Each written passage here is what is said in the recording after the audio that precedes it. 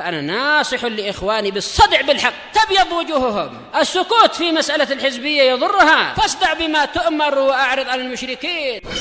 سلامي على دماج ورجالها والشيخ يحيى ودار العلم يا سعد بانيها.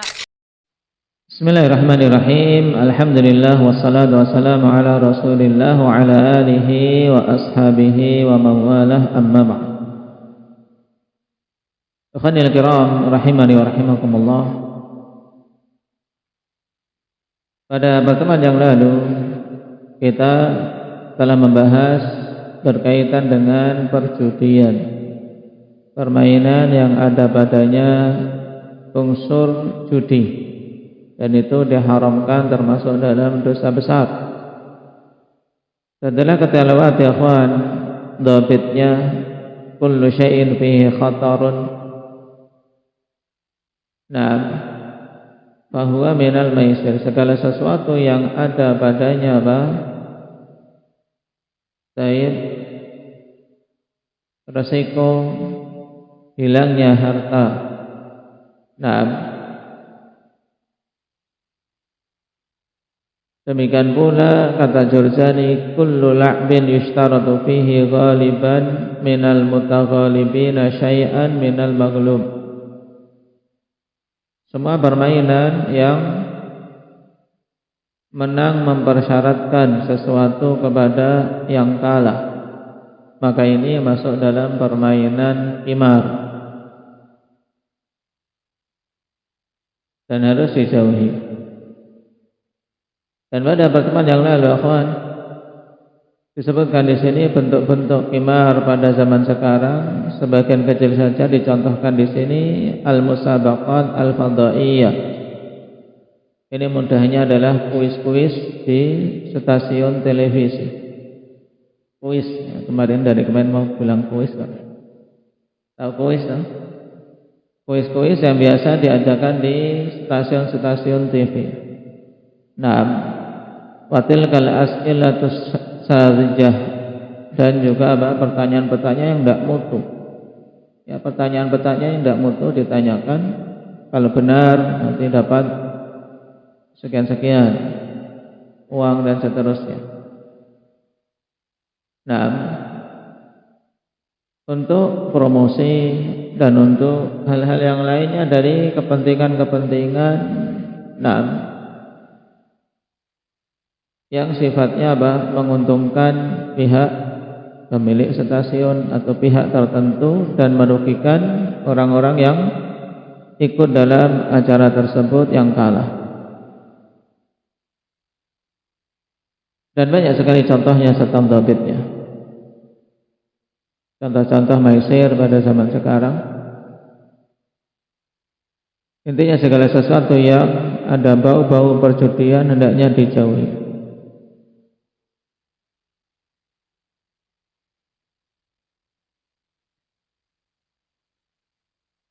Demikian pula pada game-game online, game seorang sampai di level berapa kemudian dapat uang, ini juga harus dijauhi.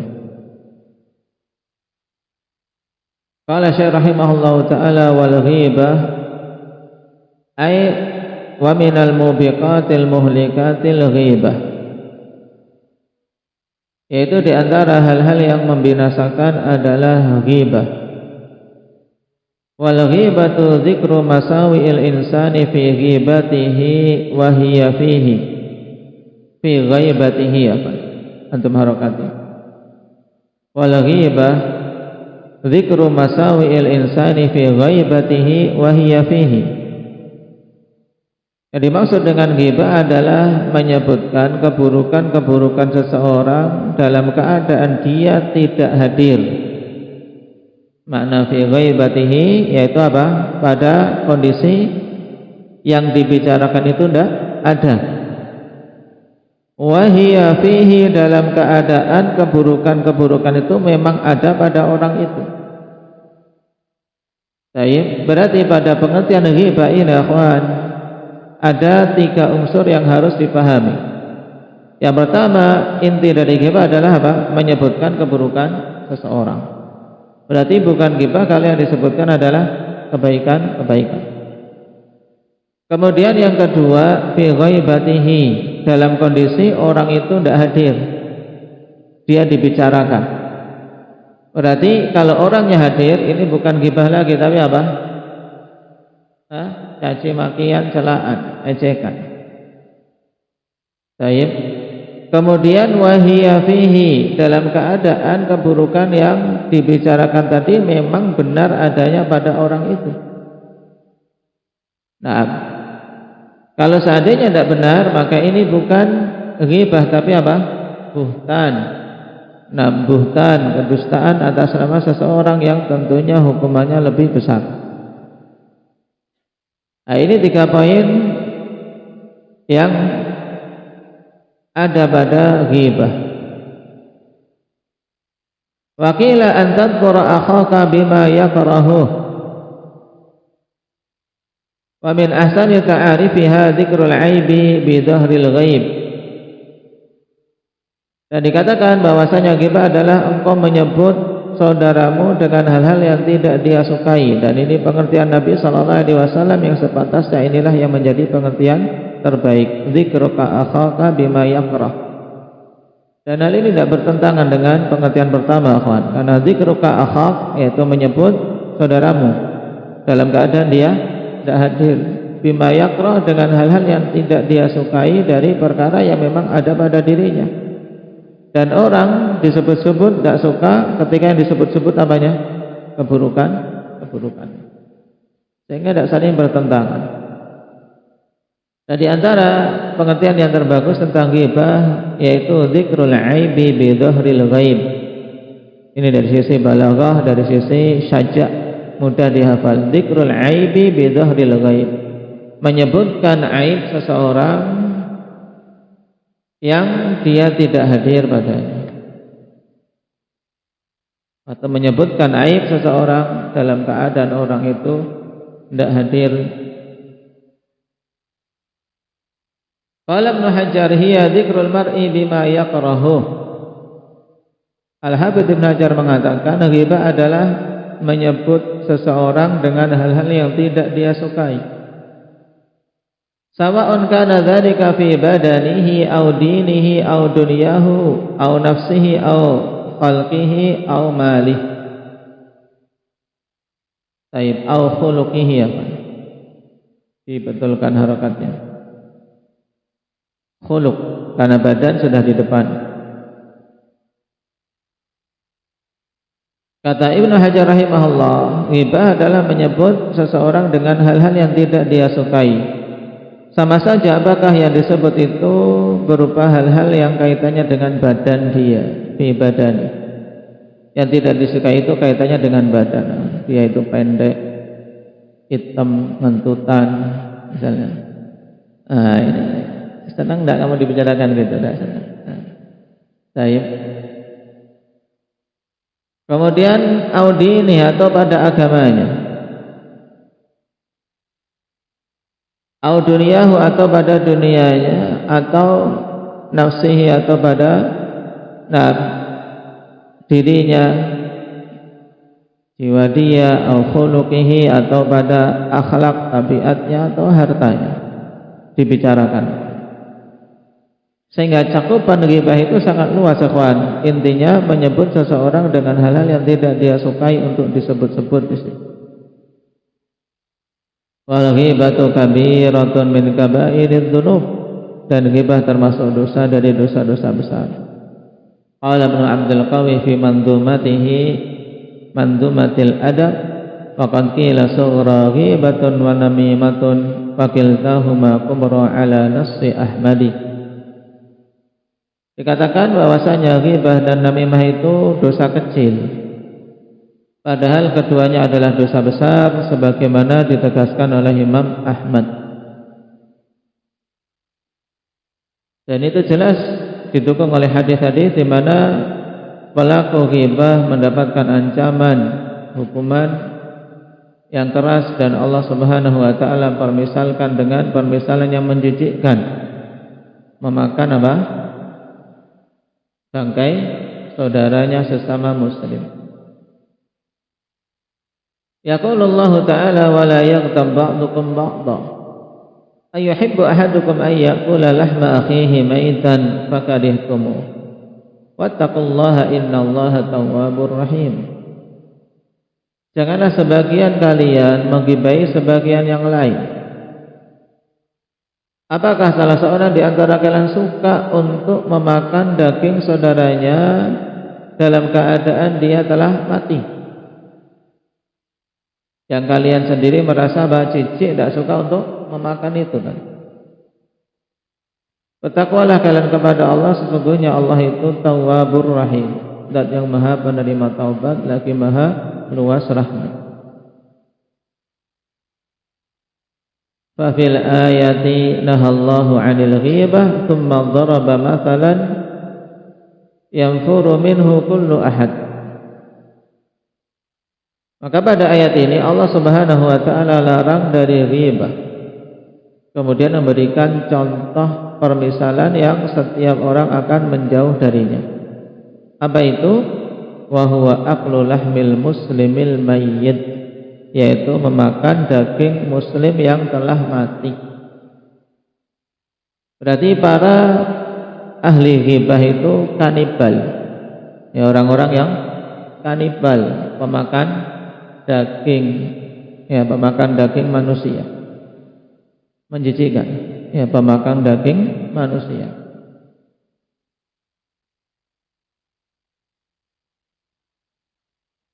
Wa wajhu tashbihi bil mayyit annahu la yastati'u an yudafi'a an nafsih. Ini faedah, Pak. Kenapa disamakan ghibah itu dengan memakan bangkai saudara kita yang mati? Kenapa tidak memakan daging saudara kita yang masih hidup? Ya, dipermisalkan, disamakan dengan yang telah meninggal. Kenapa? Karena orang yang dibicarakan itu kan tidak mampu untuk membela dirinya. Kenapa, Raka? Orang yang dibicarakan tadi tidak mampu untuk membela dirinya. Karena tidak hadir, ya kan? Karena tidak hadir, sehingga tidak bisa untuk membela diri. Oleh karena itulah seorang yang mendengar pada majelis ghibah saudaranya dibicarakan, hendaknya dia bela saudaranya, cegah dari perbuatan ghibah. Ini termasuk amar ma'ruf nahi munkar. Tidak benar itu, tidak pantas kita ngomongin yang seperti ini. Nah, ittaqillah, takwalah kepada Allah. Mending cari tema pembicaraan yang lain dan seterusnya. Untuk apa? Untuk berpindah dari kalimat-kalimat dan majelis yang penuh dengan dosa tadi.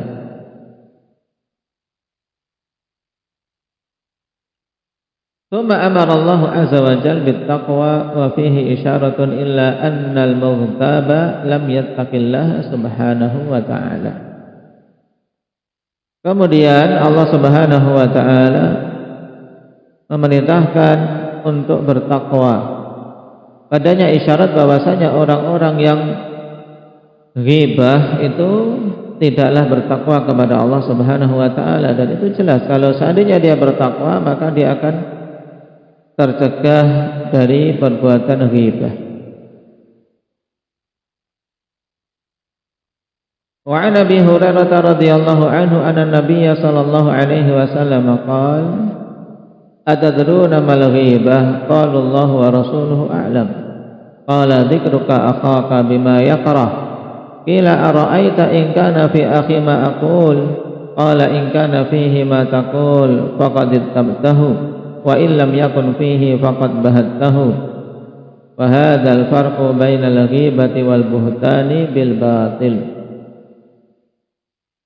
Dari Abi Hurairah radhiyallahu anhu bahwasanya Rasulullah sallallahu alaihi wasallam bersabda, tahukah kalian apa itu ghibah? Maka para sahabat menjawab, Allah wa rasuluhu a'lam. Kemudian Nabi memberikan pengertian ghibah itu adalah menyebut saudaramu dengan hal-hal yang tidak dia sukai. Maka ditanyakan lagi, ara'aita in kana fi akhi ma aqul? Bagaimana pendapat Anda wahai Rasulullah jika pada saudaraku itu memang ada hal-hal yang aku katakan? memang kejelekan itu ada. Maka Nabi jelaskan, jika memang ada pada saudaramu itu hal-hal yang kamu katakan, maka sungguh engkau telah menggibainya. Ghibah itu memang ada keburukan itu pada yang kita bicarakan, memang ada. Karena banyak manusia salah dalam memahami ghibah. Ketika ditegur jangan ghibah, kan memang ada pada dirinya. Keburukan itu memang ada. Biar saja kita bicarakan. Nah, ini tidak paham tentang hakikat ghibah. Nah, ghibah ini ketika kita membicarakan keburukan orang dan memang keburukan itu ada pada dia. Lalu kalau tidak ada, wa illam yakun fihi faqad bahattahu, jika tidak ada keburukan itu pada orang yang kamu bicarakan, maka sungguh kau telah berbuat buhtan, telah berbuat dusta tentang saudaramu tersebut. Wa hadzal farqu bainal ghibati wal buhtani bil batil. Inilah perbedaan antara ghibah dan buhtan dengan cara yang batil. Wal ghibatu kabiratun min kaba'irud dzunub lakinnaha takhtalifu bihasabi man igtabtahu. Ghibah itu termasuk dosa dari dosa besar, tapi berbeda-beda sesuai dengan kondisi orang yang engkau ghibahi. Nah, ini hati-hati apa? Yang kita ghibahi itu siapa? Ini termasuk hal yang menentukan kadar besarnya dosa. Baik. Contoh, faghibatu ahadil muslimin laisat kaghibati wulatil amri. Maka ghibah terhadap person-person kaum muslimin itu tidak sama seperti ghibah terhadap penguasa.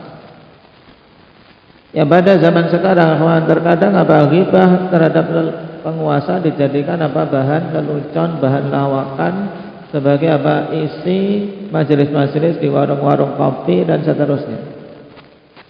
Menggibahi pemerintah, menggibahi penguasa. Nah, lebih parah lagi, walaisat kaghibatil ulama, dan tidak sama seperti menggibahi ulama. Ini lebih parah lagi, ghibah terhadap ulama. Nah, yang menjadikan manusia kemudian akhirnya menjauh dari para ulama. Hati-hati. Baik, apalagi pada perkara-perkara khilafiyah, seorang mungkin berselisih atau tidak mengambil pendapat salah satu dari pendapat ulama. Bukan berarti kemudian dia diperbolehkan untuk menggibahi ulama tersebut.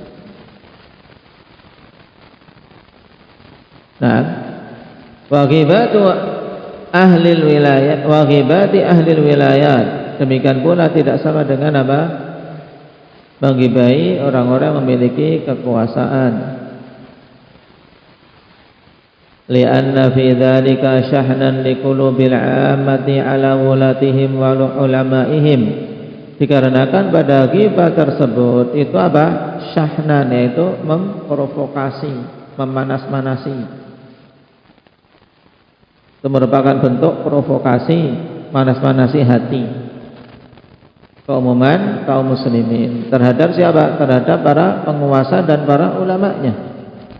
Dan ini yang dilakukan oleh para hizbiyun, ahlil batil, ahlil ahwa. Nah, memanas-manasi awamun nas agar membenci para ulama. Wa naz'i thiqati minhum, dan menjadikan tercabut rasa percaya terhadap para ulama, mencabut kepercayaan terhadap para ulama. Atau atafnya ke syahnan, berarti li'anna fi dzalika syahnan liqulubil 'ammah wa naz'a thiqati minhum. Dan mencabut kepercayaan terhadap para ulama dan pada pemerintah. Fayahsulu minat tafarruqi wal ikhtilafi ma yahsul, sehingga terjadilah perpecahan dan perselisihan yang terjadi. Nah, ini Nah, ketika awamun nas itu tidak percaya dengan para pengemban agama, terus mau percaya siapa? Akhirnya terjadi apa? Tafarruq yang luar biasa, masing-masing ya pakai apa yang ada di kepala. Kalau ungkapan Arab, kullun yarkabu ra'sah, masing-masing apa? Naiki kepalanya. Maksudnya apa? Ya pokoknya semaunya sendiri. Kalau dalam bahasa kita ya seenak perutnya sendiri. Nah, mau membenci yang itu, mau mencaci yang ini, mau membicarakan yang itu, sudah tidak ada apa? Batasan-batasan. Jadi ini musibah, kawan. Musibahnya terkadang seperti ini dilakukan oleh mereka-mereka menisbahkan dirinya kepada dakwah salafiyah sehingga semakin merusak dakwah ini. Nah, tercabutnya kepercayaan umat terhadap ulama ini bahaya. Sebatasnya kita para penuntut ilmu untuk apa? Mendekatkan umat kepada para ulamanya. Kita ini kan ibarat penyambung lidah para ulama, di mana para ulama ibaratnya mereka penyambung lidah dari apa? Risalah para anbiya, ya kan? Al ulama warasatul anbiya. Ulama itu pewaris para nabi. Kemudian kita para penuntut ilmu ya menyambung lidah para ulama untuk sampai kepada awamun nas, pada para pemula dan seterusnya. Dengan demikian ketika masing-masing mengetahui kadar dirinya akan tercapai kebaikan. Tsumma innal ghibata ta'kulul hasanat wa tafniha. Kemudian sungguhnya ghibah itu akan apa? Akan melahap amalan-amalan kebaikan dan menghancurkannya. Amalan kebaikan akan dilahap oleh ghibah. Habis apa? Dilahap oleh ghibah. Wa tafniha, dan apa? Menjadikan hancur, habis. Qala Al-Hasan Al-Basri rahimahullahu ta'ala, wallahi lal ghibatu asra'u fi dinir rajuli minal akilati fil jasad, wa la yajuzu sama'ul ghibah fayajibu an tunkira 'alal mughtabi wa tanquluhu ila haditsin akhar fa in intaha wa illa taqumu minal majlisi wa la tasma'u lahu. Dikatakan oleh Al-Hasan Al-Basri rahimahullahu ta'ala, sungguh demi Allah, ghibah itu lebih cepat untuk merusak agama seseorang daripada apa? Daripada penyakit lepra pada tubuh. Yaitu penyakit lepra ini, al-akilah itu penyakit kalau jarinya ini busuk, kemudian apa? Jatuh, kemudian merembet terus ke tangan, kemudian putus, kemudian sampai tangannya habis satu persatu anggota-anggota tubuhnya, apa? Anggota-anggota tubuhnya jadi protol, nah, pada copot habis. Dan ghibah lebih cepat dari apa? Tersebarnya penyakit ini.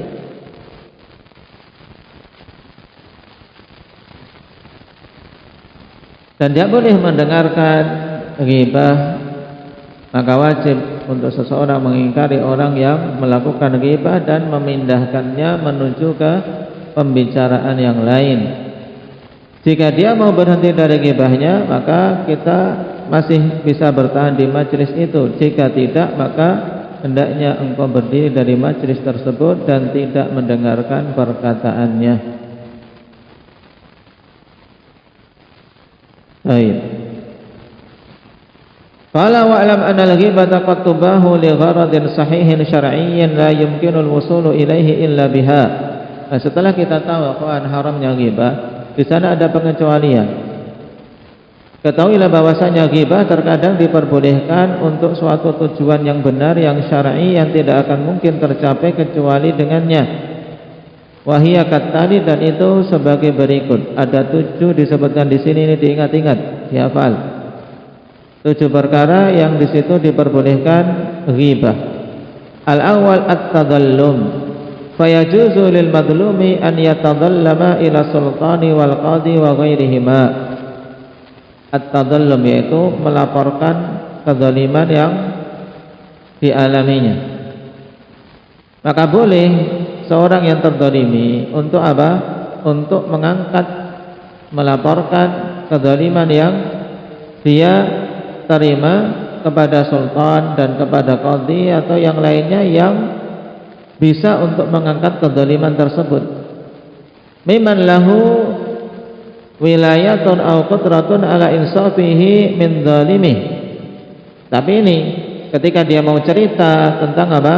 Kezaliman yang dia alami, ya dia ceritanya kepada siapa?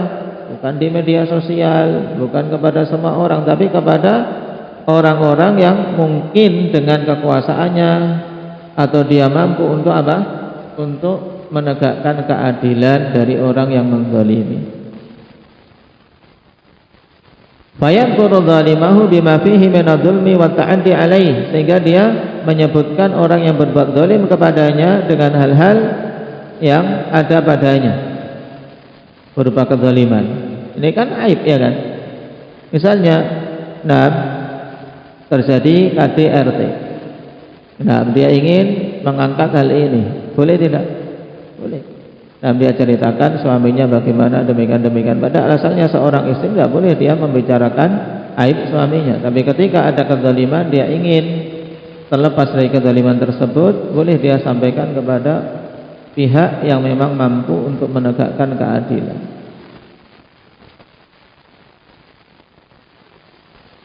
Asani yang kedua, al-istifta. Ketika meminta fatwa, untuk minta fatwa.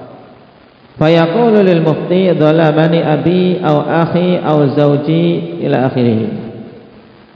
Meminta fatwa, mengatakan kepada mufti telah mendolimiku ayahku atau saudaraku atau suamiku dan seterusnya. Istifta meminta hukum syar'i, ya kawan. Berbeda dengan tadallum. Kalau tadallum meminta penyelesaian, paham? Tadallum itu minta penyelesaian agar ditegakkan keadilan.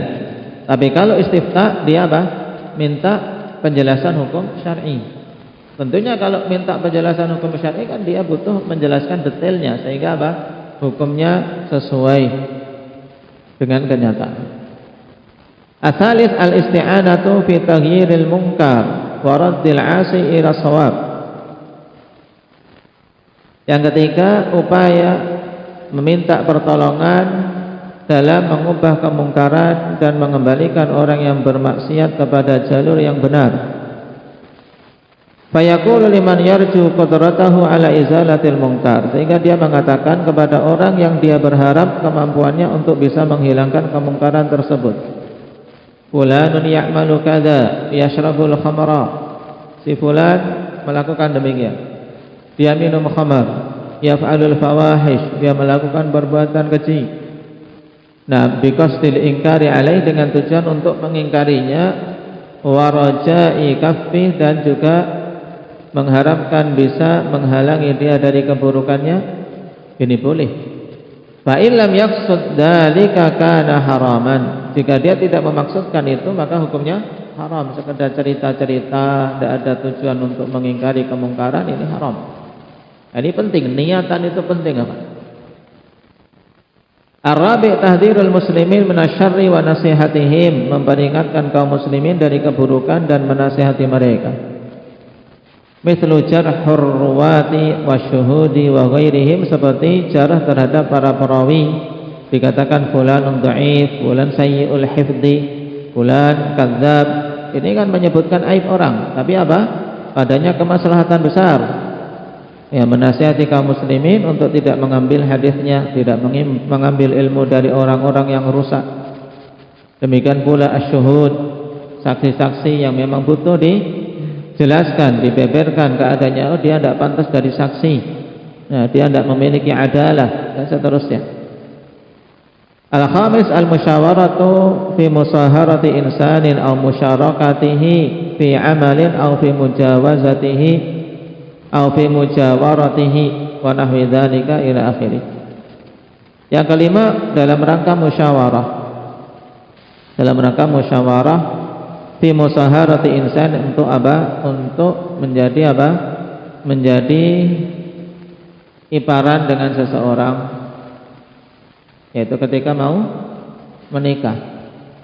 Baik, musyawarah untuk apa? Untuk mencari pasangan, mencari keluarga yang bisa menjadi apa? Iparnya. Nah ini, tidak apa-apa. Ditanya bagaimana keadaan si fulan, atau bagaimana keadaan si fulanah, bagaimana keluarganya, bagaimana akhlaknya. Nah ini boleh. Cuman bukan sekedar apa? Jadi pembicaraan tanpa ada niatan. Bagi orang memang betul-betul niat untuk apa? Untuk menjalin hubungan pernikahan.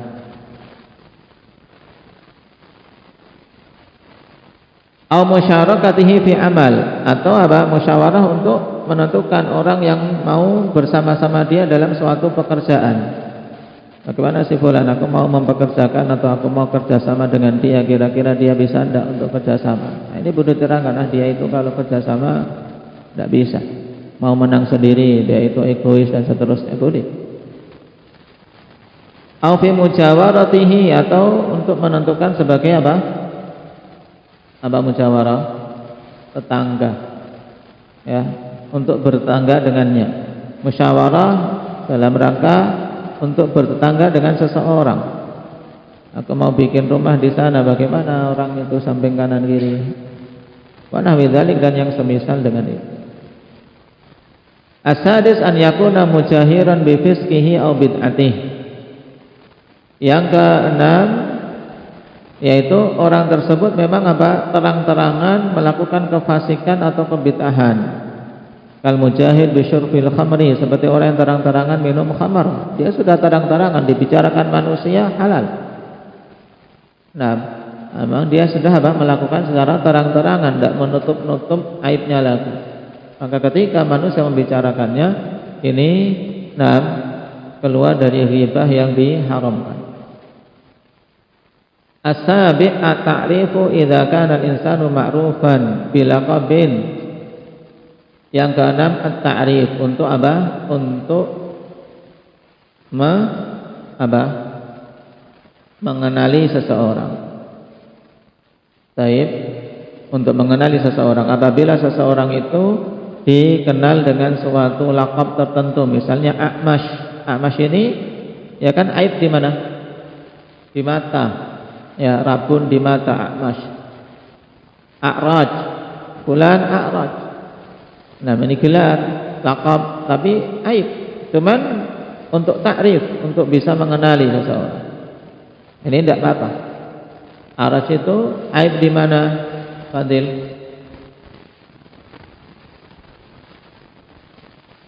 Di kaki, pincang. Baik. Al-ahwal. Ahwal itu aib di mana? Indah Abdurrahman kisaran. Fulanun al-ahwal. Apa Ahmad?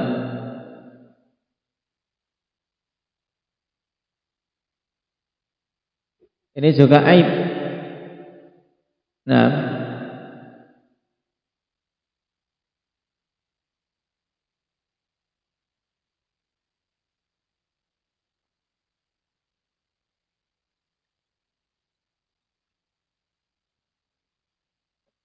di wajah,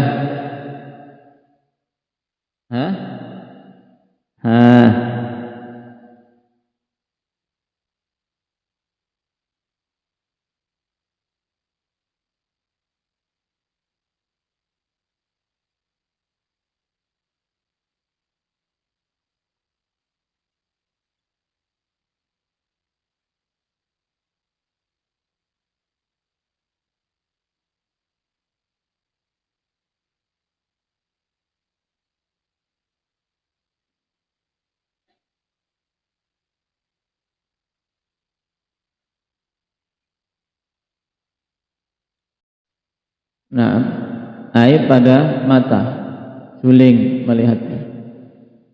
Juling itu gimana sih?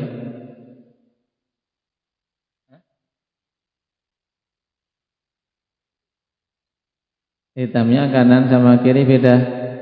Maksudnya satunya kotak, satunya segitiga, satunya.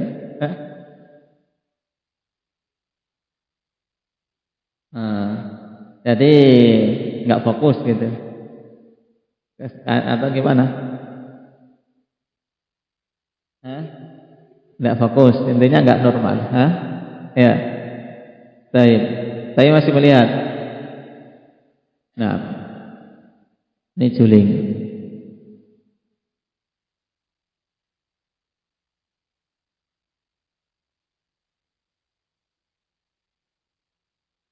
Jaza ta'rifuhum bidzalik, maka boleh untuk apa? Memberikan pengenalan mereka dengan sifat-sifat tadi atau dengan lakop-lakop tadi. Walaysa hadza minal ghibah, dan ini bukan termasuk ghibah. Walau amkanahu ta'rifuhu bighairi dzalika kana dzalika aula. Seandainya mungkin untuk memberikan apa? Pengenalan dengan selain itu, maka lebih utama ya kan?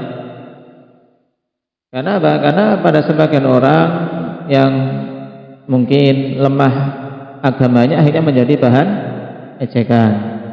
Bahan ejekan. Wa yahrumu itlaquhu ala wajhi tanaqqusi wal izdira, dan haram untuk menggunakannya dalam konteks perendahan dan penghinaan. Ini jelas kalau konteksnya perendahan dan penghinaan ini. Nah, walaupun sama, memang dia lakopnya a'raj, tapi kemudian a'raj sambil mengikuti jalan pincang-pincang misalnya. Nah, ini ngejek, maksudnya dalam apa? Izdira. Taib, ini haram. Tanbih huna maqulatun tuqalla ghibata li fasik. Di sini ada perkataan yang banyak disebar, yaitu tidak ada ghibah bagi orang fasik. Dalam artian orang fasik itu boleh dibicarakan keburukan-keburukannya. Qala Syekh Ibnu Utsaimin rahimahullahu taala, hadza laisa haditsan wa laisa qaulan maqbulan. Ini bukanlah hadis dan bukan perkataan yang bisa diterima. Balil fasik lahu ghibatun mithlu ghairi. Bahkan orang fasik itu juga ada apa? Ada ghibah semisal yang lain. Dalam artian tidak boleh kita menghalalkan untuk menghibahinya, tidak boleh. Kecuali kalau masuk dalam salah satu dari 7 perkara tadi. Waqat la yakunu lahu ghibah, dan terkadang juga bisa tidak ada ghibah memang untuk si fasik ini. Dalam artian boleh dibicarakan. Fa idza dzakarna fisqahu ala wajhil aibi was-sabbi fa inna dzalika la yajuz. Ini penting. Jika kita menyebut orang tadi dan menyebutkan kefasikannya dalam konteks celaan dan caci makian, maka ini tidak boleh. Wa idza dzakarnahu ala sabilin nasihati wa tahdhiri minhu fala ba'sa bal qad yajib.